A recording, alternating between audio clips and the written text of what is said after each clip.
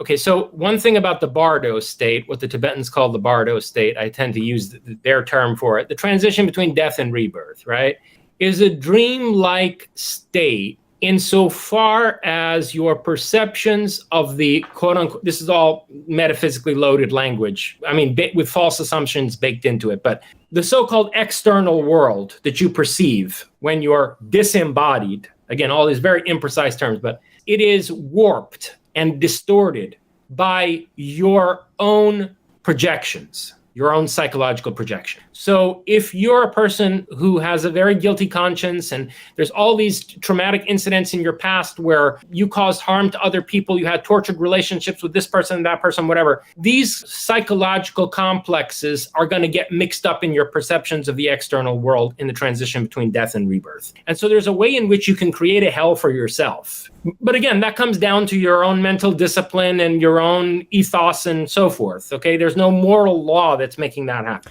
So it's almost like the psychopaths in the world end up getting scot-free because they don't have that. Oh, yes. Yes.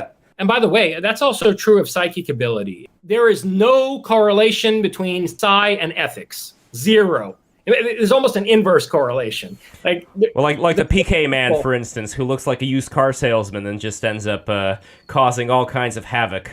Yeah. Some of the most horribly unethical people have tremendous psi ability and very unreflective people. But in any case, the other kind of hell that there is, I've argued, is that there is a psychotronic technology which these overlords have. And they're able to cut into our experience of the transition between death and rebirth. And not in all cases, for sure. And it's because it's not in all cases that we can tell that it happens in some cases. In some cases, they're able to take people and basically pull them into a constructed experience, which has a heavenly or a hellish quality, depending on what they want to achieve in terms of the manipulation of that person's soul. But if the person is aware that something is up, then maybe there is a chance they would be able to fight against whatever they would have in store for them. And it also kind of makes me think, hey, maybe there's some people out there who are so in the know about these things. They'll be like, you know what, guys, I'm just going to go up here in these heavenly realms or whatever. I'm just going to create my own world here and just like chill,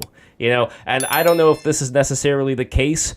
My suspicions are, but it could be my fantasy too at play, that when I take a look at some of those Tibetan Buddhist Dangha paintings where you have like a Buddha who's just chilling on a lotus leaf and there's like other Buddhas around them, like maybe that's literally where this dude is, just like chilling out, and other people are just like joining him and they're just chilling out together. But I don't know, that could just be something that I'd like to think is the case. But anyway. The Tibetans emphasize the tremendous capacity to construct one's own reality or project a mental construct. And that can be done individually or it can be done collectively. And they also believe, like, for example, in being able to create and sustain egregores that, move through the physical world. And so I don't deny that it's possible to construct a collective hallucination and to spend a lot of time inside of that collective hallucination. And in fact, Gautama Buddha himself talks about this in his sermons. He says that there's a whole class of beings among the many types of superhuman beings that he discusses who just spend their time doing like this. They just create basically collective mental constructs for themselves and like hang out in there. It's like basically like a psychedelic experience. But it's like a party.